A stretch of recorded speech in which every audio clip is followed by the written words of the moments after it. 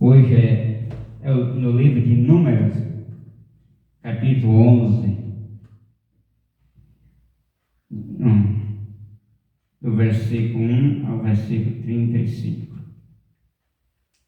Glória a Deus, aleluia.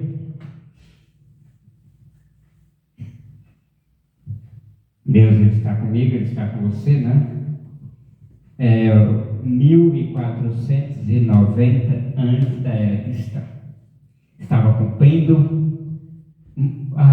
o ministério de Moisés e Arão. E Moisés sempre estava sendo desacreditado por aquele povo, que ele estava guiando o povo fraco.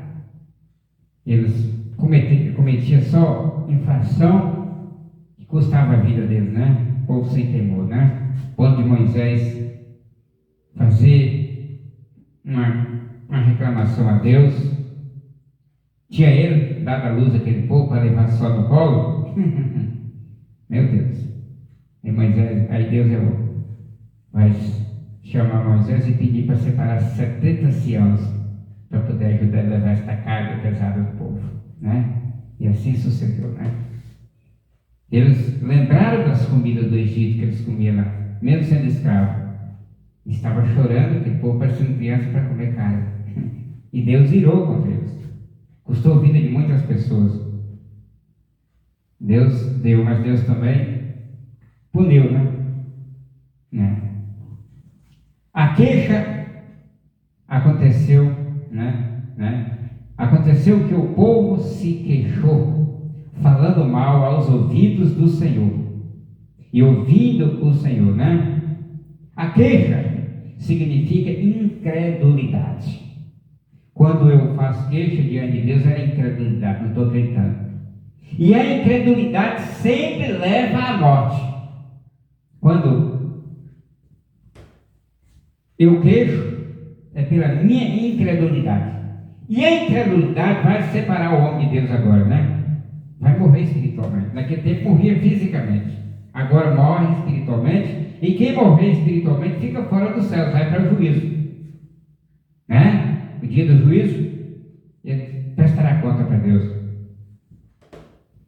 Sempre leva à morte a incredulidade espiritual, né? Antes que eles chegassem ao Sinai, o Senhor havia passado por altos os comentários, semelhantes em castigo algum. Êxodo 15, 24 e 16, 2. Nós vamos lá já. Mas ele não permite que aconteça a estas alturas. Nesta etapa, eles já deviam saber melhor. Nunca devemos tratar a misericórdia e a graça de Deus como algo que tolera o pecado. Se o pecado continuar como seguiu aqui, com Israel, o castigo em última instância virá. Meu Deus. Se acendeu a sua ira e se acendeu entre eles o fogo do Senhor, né? E consumiu os arredores do acampamento. É muito provável que este fogo tenha se originado no lugar santíssimo, atingindo os murmuradores, exatamente como aconteceu com Nadab e Abiú, em Levítico 10, 1, 2, né? Está lá. Que ofereceram fogo estranho e morreram queimados diante do Senhor. Vamos pegar aqui uma referência em Êxodo 15, 24 e 16, 2. Glória a Deus, aleluia. Ele é bom, Deus é maravilhoso. Êxodo 15, 24. E o povo murmurou contra Moisés, dizendo: que havemos de beber? Murmuradores, né? E 16, 2. E toda a congregação dos filhos de Israel murmurou contra Moisés e contra Arão no deserto, né? Glória a Deus. Então o povo chamou a Moisés e Moisés orou, é o versículo 2, ao Senhor, e o fogo se apagou. Moisés era a solução quando ele clamava, tinha uma intimidade com Deus muito grande. Moisés serviu como um tipo de Cristo, nosso intercessor, né? Era um tipo de Cristo, Moisés.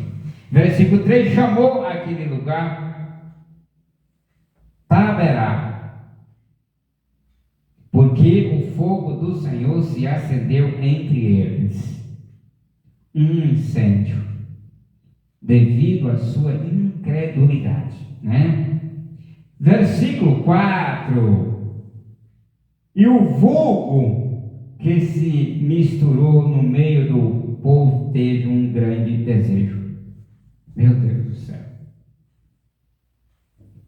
E os filhos de Israel voltaram a chorar e disseram: quem nos dará carne a comer? Pergunta, né? Incredulidade, os incrédulos. Deus dá a carne para comer. Este vulgo era os egípcios que tinham saído do Egito com Israel. Isto prova o fato que, embora estava em Israel, eles não eram de Israel. Eles tiveram um grande desejo para comer, registrando o seu descontentamento com o que o Senhor havia provido. As queixas, assim como aqui, geralmente trazem a simpatia dos contrariados. Eles tinham rebanhos e manadas, mas o aumento deles só seria suficiente para os sacrifícios. Portanto, né, não podia matá-los para o alimento diário, né? Versículo 5, e lembramos-nos do pescado que comíamos no Egito de graça, e dos pepinos, e dos melões, e dos parros, e das cebolas, e dos alhos. Olha, incredulidade. A incredulidade provoca o esquecimento da escravidão. Como a incredulidade sempre esquece o que não deve esquecer e recorda o que não deve recordar. Versículo 6, e agora nossa alma se seca, nada há a não ser maná que se vê diante dos nossos olhos. Olha, soberbos, incrédulos soberbos. Só se requeria a prova do deserto para fazer visível a incurável incredulidade e ignorância do seu coração. Ao esquecer do chicote do capataz, eles recordaram a paz perecível do Egito e se voltaram com o desgosto do maná. Para o coração que não está em comunhão com Deus, Cristo, o verdadeiro maná, se torna desagradável, né? E serve outros deuses, né, no dia de hoje. Caça outros meios de alegrar, em vez de alegrar em Cristo, e se contentar em Cristo. E se busca a alimentação no mundo, que sujeita à servidão daqueles que vão atrás dele. Versículo 7, era o maná como semente de coentro, né? Um tipo de semente para tempero, que provavelmente teria a capacidade de dar sabor ao maná, a qualquer gosto desejado. E a sua cor como a cor de bedélio branco. Êxodo 16:31. Vamos lá. Glória a Deus, aleluia. Glória a Deus. Êxodo 16:31. Glória a Deus, aleluia.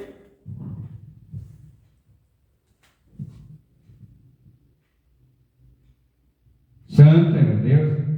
E chamou a casa de Israel o seu nome, Maná, e era como semente de coentro, era branco, e o seu sabor como bolos de mel. Glória a Deus, aleluia.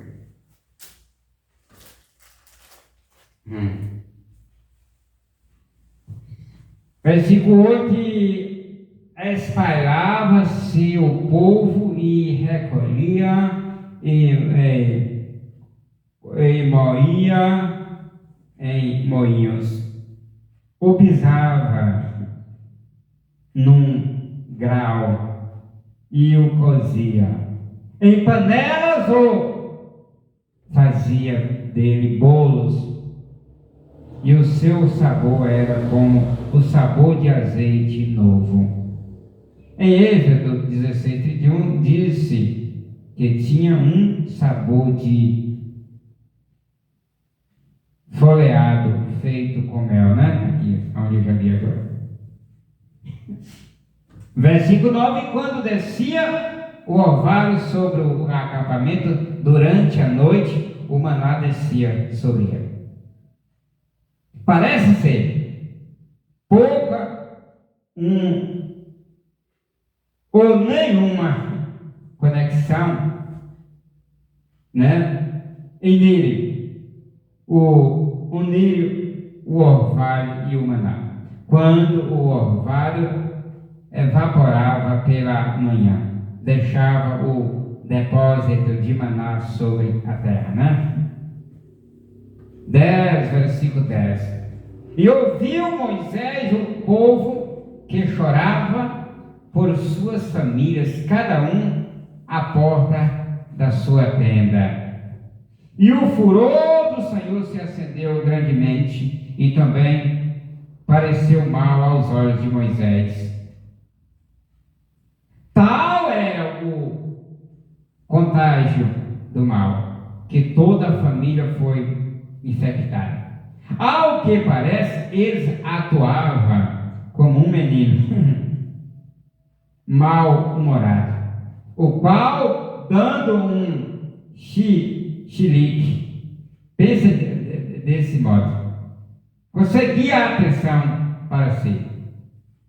A queixa foi dirigida contra Deus e contra Moisés, sendo o seu ministro, né? Versículo 11: disse Moisés ao Senhor: por que tem feito mal a teu servo? E por que não achei graças aos teus olhos, visto que tendes posto sobre mim a carga deste teu povo, né? A carga de todo esse povo, né? Essas queixas apaixonadas estavam claramente mal, porque era exagerado. Em uma palavra, Moisés se esqueceu de uma responsabilidade como mediador, e em sua indignação com o pecado do povo, o mesmo acabou cometendo o mesmo pecado, né? É o estudo que fala. Agora, leitura do versículo 12. Concedi eu, Moisés falando com Deus, porventura todo este povo? Pergunta. Gerei-o eu para que me digas, leva-o em teu seio, como leva a ama a criança que mama a terra da qual jurasse a seus pais? Moisés fala aqui, pergunta para Deus, pergunta dura, né? Versículo 13: de onde tenho eu carne para dar a todo este povo? Quer dizer, comida, onde ele te ia dar porque chora para mim, dizendo: dá-nos comer para que comamos. Versículo 14: não posso eu, sozinho, suportar a todo este povo, pois o mesmo é muito pesado para mim. Palavra de Deus de Moisés para com Deus. Pelo visto, o conselho de Jetro parecia, em última instância, ser de nenhuma consequência. De fato, não foi de consequência alguma. É o capítulo 18 de Êxodo, né? O conselho que Jetro deu para Moisés. E ali, neste momento, se cumpriu o conselho de Jetro. Deus pedindo a mesma coisa que Jetro pediu: 70 homens anciãos para ajudar ele nas cargas do povo. Versículo 15: e se assim fazeres tu comigo, eu te rogo que me dê a morte. Se tiver achado graça em teus olhos, e que eu não veja o meu mal. Moisés falando com Deus. Falou com Deus. Como Elias, Moisés, de mau humor, pede a Deus que o mate de uma vez. E ainda a esses dois homens apareceu o Deus da glória sobre o monte da transfiguração. Elias pediu a morte, Moisés pediu a morte, mas lá no passado também Jonas pediu a morte. Melhor morrer do que viver. Lá em Nínive, né? Versículo 16: então o Senhor disse a Moisés: ajunta, né, e 70 homens dos anciãos de Israel, que tu sabes que são anciãos do povo, e seus principais. Foram escolhidos por Deus e não por Jetro.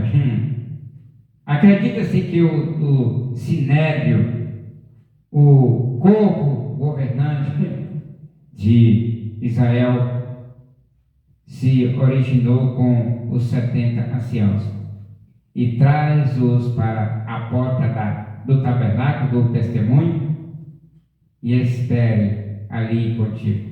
Versículo 17: eu o descerei e falarei ali contigo, e tirarei do Espírito que está sobre ti, e o porei neles, e levarão contigo a carga do povo, e tu não a levarás sozinho.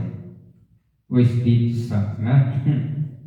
Uma graça misericordiosa o aliviou do peso de seu cargo.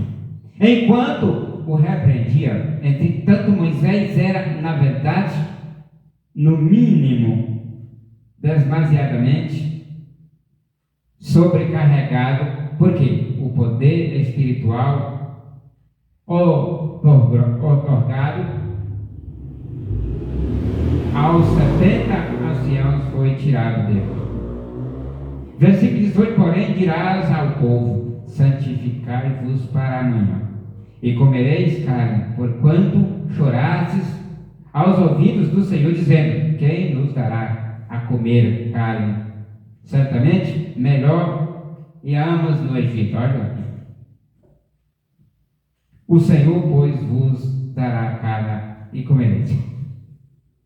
É que eles disseram, e o que subiu aos ouvidos do Senhor, que paródia, não estava bem no Egito, era escravos, e deste modo clamando a Deus para que os libertasse. Está lá no Êxodo 3:9, né? Estava lá, estava pedindo libertação, e agora, por causa de comida, está pedindo para voltar para o Egito. Dá para entender? Não comereis um dia, nem 2 dias, nem 5 dias, nem 10 dias, nem 20 dias, e sim 1 mês de tempo, até que vos saia, olha, pelas narizes, e vos seja um aborrecimento, porquanto menosprezara ao Senhor que está no meio de vós, e chorara diante dele. dizendo, porque saiamos do Egito, né? Nós, como crentes, devemos nos cuidar do que pedimos na oração. Pode ser que seja respondido, né? Versículo 21, então disse Moisés, 600.000 de pé é este povo, no meio do qual eu estou. E tu dizes, dar-lhes-ei carne, e comerão um mês inteiro? Homens de guerra, além daqueles mais jovens e mais idosos, e as mulheres e os meninos. Esta incredulidade registrada na declaração de Moisés, né? Versículo 22, tem-se que degolar para eles ovelhas ou bois, que lhes basta, ou se ajuntarão para eles todos os peixes do mar, para que tenha provisão? Moisés tinha se queixado, e isso foi um obstáculo à sua fé. Aquele que sempre obstaculiza a fé. E se a fé de Moisés no mundo dessa época pôde ser obstaculizada, quanto mais nós na atualidade, né, irmãos? Versículo 23, e o Senhor respondeu a Moisés, escutou-se a mão do Senhor. Encurtou-se a mão do Senhor.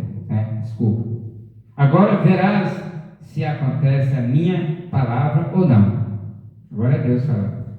Não há nenhuma situação em que o Senhor não pode resolver. Se seu povo somente acreditar nele, né? Tem que acreditar para resolver. Versículo 24, e saiu Moisés e disse ao povo as palavras do Senhor, e ajuntou os 70 varões dos anciãos do povo, e os fez estar ao redor do tabernáculo.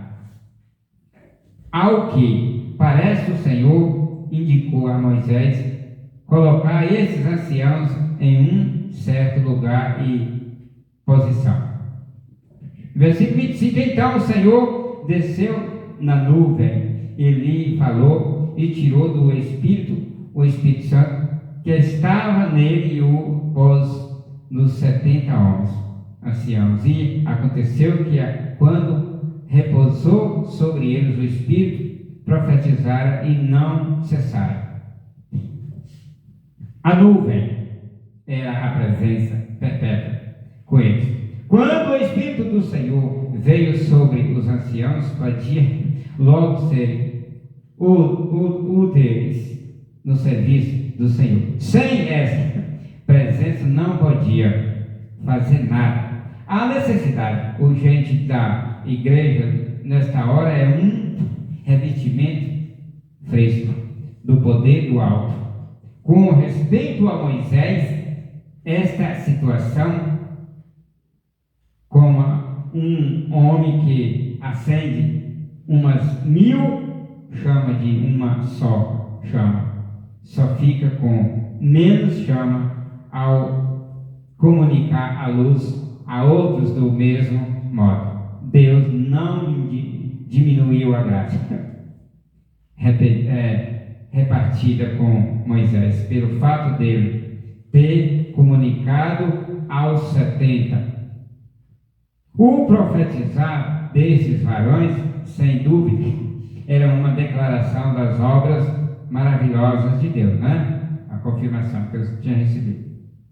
Versículo 26, ele tinha ficado no acampamento 2 homens, um se chamava Eldad e o outro Medade, e sobre os quais também repousou o Espírito, e estava estes entre os escritos, mas não tinha saído ao tabernáculo e profetizara no campo. Esses dois eram dos 70. Entretanto, devido a outras responsabilidades atividades que requereram sua maior atenção. Não pudera acompanhar os outros ao tabernáculo. Entretanto, o Espírito do Senhor veio sobre ele, também mesmo onde se encontrava, em qualquer lugar que eles estivessem. É um símbolo do derramamento do Espírito Santo que começaria no tabernáculo, quer dizer, no templo em Jerusalém, mas logo se pulverizaria sobre o mundo. Pedro o disse. Atos 2, 39, né? Pode ler lá. Versículo 27. Então correu um jovem e anunciou a Moisés e disse: Eldade e Medade profetizaram no acampamento. Versículo 28. Então Josué, filho de Num, servidor de Moisés, um de seus jovens escolhidos, respondeu e disse: Moisés, meu Senhor, impede-os.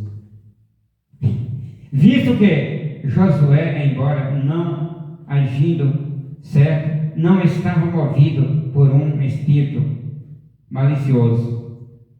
Desgraçadamente, números inexplicáveis de líderes da igreja moderna agora tenta fazer o que Moisés não fez, impedi-los, né? E já aconteceu, vem acontecer. 29. Moisés lhe respondeu: Tu tens ciúmes por mim? Quem dera que todo o povo do Senhor fosse profeta, e que o Senhor pusesse o seu espírito sobre ele, e o espírito correto de todos os verdadeiros varões e mulheres de Deus. Versículo 30. E os escolheu Moisés ao acampamento, né? E se recolheu Moisés ao acampamento, e ele e os anciãos de Israel, Deus envia codornas, né? Agora, versículo 31. Então saiu um vento do Senhor e trouxe codornas do mar e as espalhou sobre o acampamento um dia de caminho de um lado e um dia de caminho de outro lado, ao redor do acampamento, quase 2 côvados, e sobre a face da terra, glória, quase 1 metro, 91 centímetros, ou seja, 3 pés. Não significa que as codornas foram aumentadas, amontoadas sobre a terra a uma altura de quase 1 metro, 3 pés, mas que elas voaram a esta altura para facilitar a sua captura. Versículo 32. Então o povo esteve levantado todo aquele dia e toda a noite e todo o dia seguinte e recolheram codornas. O que menos tinha recolheu 10 homens e as estenderam para si em redor do acampamento. Agora vem uma praga para eles depois. Aproximadamente 60 alqueires, né?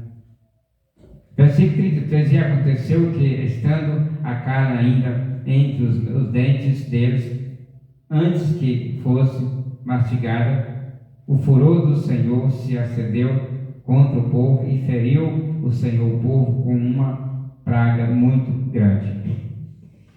Que tipo de praga era? Não nos diz.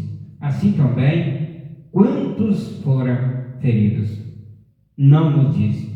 Tampouco Israel desejou os dons de Deus, mas não tinha o coração voltado para o doador. Aceitar os dons dessa mão abundante e procurar o deleite deles.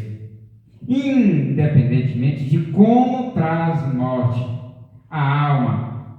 Há uma indicação que alguns deles deram crédito a um dos deuses dos egípcios pelas codornas em lugar do Senhor e, consequentemente, resultou em juízo, né? Versículo 34, e por isso chamou o nome daquele lugar Quebrote Atava, porquanto ali sepultaram o povo que teve o desejo, qualquer que tenha sido. A praga matou alguns do povo. Versículo 35 e último. De Quebrote Atava, o povo foi em marcha para Azerote e pararam em Azerote. Quebrote Atava significa tumba dos ambiciosos. Tumba dos ansiosos, dos cobiçosos, né? Tudo tem sua interpretação.